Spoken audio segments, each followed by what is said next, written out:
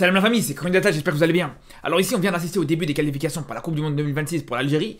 Et sans surprise, l'Algérie s'est imposée face à une équipe de la Somalie qui est très faible, on va pas se mentir, qui est largement à la portée des Algériens. D'ailleurs, même avant ce match, j'avais anticipé une victoire de l'Algérie sur un score assez large. J'avais dit que je voyais une victoire 3-0, en tout cas sur un score large de l'Algérie contre la Somalie, mais je voyais pas du tout les Somaliens marquer dans ce match. C'est pour ça que autant au niveau des résultats, on peut dire que l'Algérie a fait le boulot, on peut dire que l'Algérie a fait le plus important en prenant les 3 points pour cette première rencontre, mais dans le contenu, on peut pas complètement être satisfait du match. D'ailleurs, quand je vous ai posé la question sur Instagram, là maintenant je viens de faire un sondage sur ma story Insta, et vous avez été plus ou moins 70% à me dire que vous n'étiez pas satisfait de ce match non plus. Et pour être honnête avec vous, moi aussi je suis de cet avis-là. Pour moi, je suis désolé, mais aujourd'hui tu peux pas du tout être satisfait de ce match d'Algérie contre la Somalie. On parle quand même de l'équipe africaine la moins bien classée au classement FIFA. C'est clairement la pire équipe africaine en fait.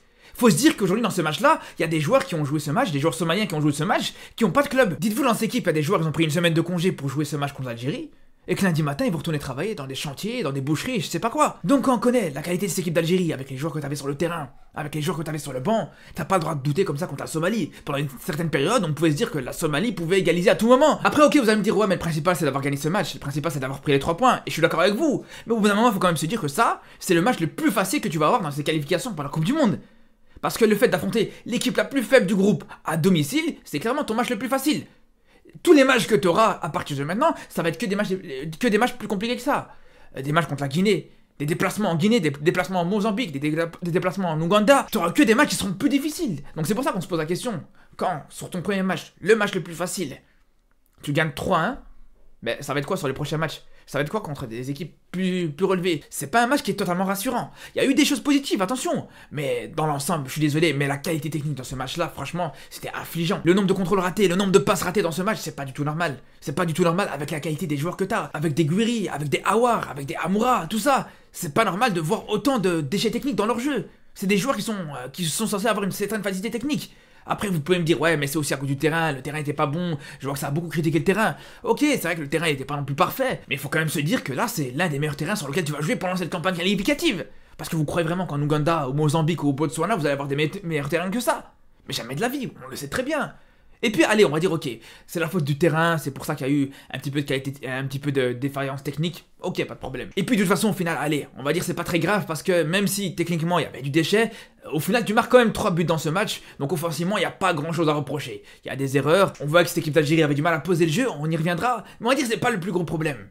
Mais là où, pour moi, il n'y a aucune excuse, c'est vraiment le niveau défensif, encore une fois, de l'Algérie. Parce qu'on peut me parler encore une fois du terrain, on peut parler de tout ce qu'on veut, mais c'est pas normal, encore une fois, que l'Algérie se fasse mettre en difficulté sur des coups de pied arrêtés encore. Et que Mendy est encore fautif sur l'action, que Mendy est en partie en tout cas fautif sur ce coup de pied arrêté. C'était déjà le cas contre l'Égypte, où il couvrait le hors-jeu sur le coup franc de l'Égypte.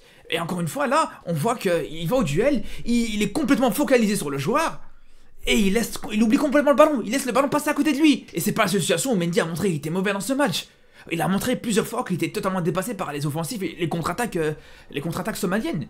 Dès que l'Algérie essayait de remonter un petit peu le bloc et qu'il voulait mettre un petit peu plus de pression aux Somaliens, à chaque fois, t'étais pas serein avec Mendy qui était derrière, qui se faisait dépasser totalement par les événements. Et là, encore une fois, c'est contre la Somalie. Mais ça va être quoi quand ça va être contre la Guinée? Ça va être quoi à la CAN quand ça va être contre des grosses nations africaines? Je vous rappelle encore une fois que là, c'est la pire équipe africaine du classement FIFA en tout cas. 196e équipe classée au classement FIFA. Donc au bout d'un moment, je pense que Aïssa Mendy doit vraiment se remettre en question, il doit vraiment élever son niveau de jeu. Parce que je vous parle de son niveau défensif, mais il n'y a pas juste que défensivement qui a été mauvais. Même offensivement, ou en tout cas à la relance, encore une fois, c'était une catastrophe. Quand c'est pas des diagonales qui t'envoient à chaque fois en touche, quand il essaie de jouer long, c'est des fois même sur des passes à ras de sol où il est pas capable de les transmettre. Plusieurs fois il rend des ballons bêtement dans les pieds des Somaliens. Et je dis bêtement parce qu'il est dans une situation où il a largement le temps de jouer, où il a pas vraiment une pression qui est en face de lui. Et tu vois que là, il prend son temps, il y a aucun joueur somalien en face de lui. Et justement, parce qu'il tarde de jouer, il y a le joueur somalien, il va venir se placer en face de lui. Et comme il va attendre le dernier moment avant de faire sa passe, ça va faire qu'au final, il va perdre le ballon comme ça. Ça va repartir dans les pieds de ce joueur, cet attaquant somalien qui fait le pressing, qui fait le travail. Et ça, je pense que Mendy l'a pas compris. Je pense que beaucoup de joueurs algériens aujourd'hui, ils l'ont pas compris. C'est pas parce que c'est une équipe qui est classée 196e au classement FIFA que ça veut dire pour autant que ils vont faire des cadeaux, qu'ils vont te laisser jouer et qu'ils vont pas venir te presser. Et bon, c'est vrai que pour le coup, à la décharge de Mendy, il y a encore un problème récurrent qu'il y a dans cette équipe d'Algérie, dans l'animation offensive de cette équipe, c'est que vraiment, ça manque de qualité dans le placement. Encore une fois, franchement, les milieux de terrain, tu te demandes où est-ce qu'ils sont.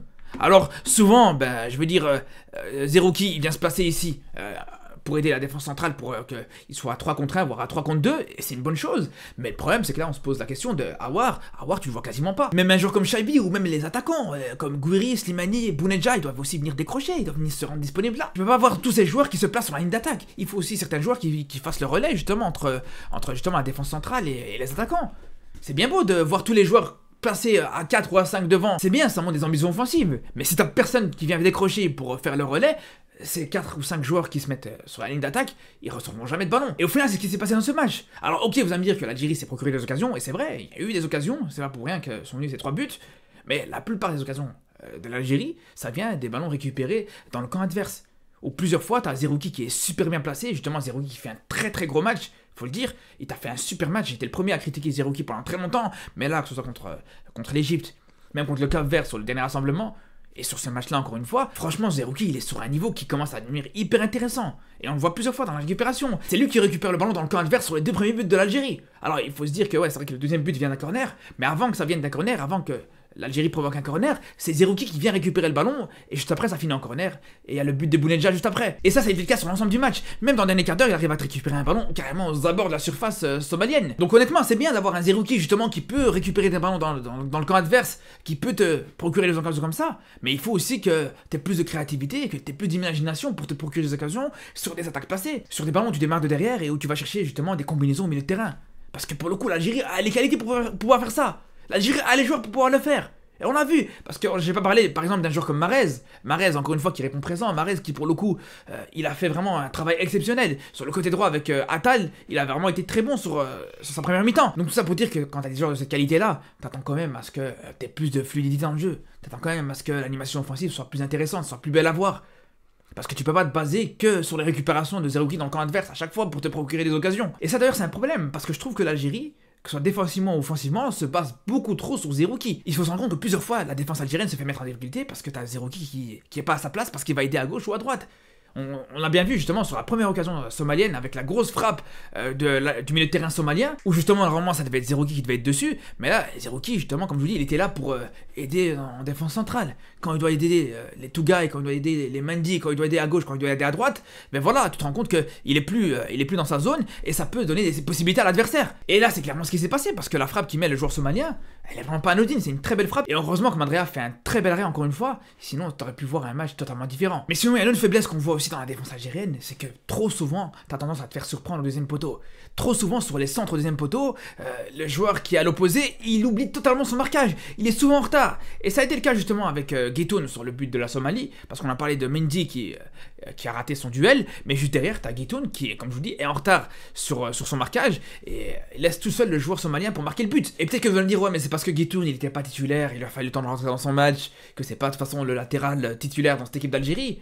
Mais le problème, c'est que ça a été le cas aussi pour le latéral titulaire, pour le joueur qui a joué à son poste en tant que titulaire. Et en l'occurrence, Attal, parce que lui aussi, il fait exactement la même erreur en début de match, il laisse totalement son joueur tout seul, il est totalement en retard sur le marquage, sur ce centre au deuxième poteau.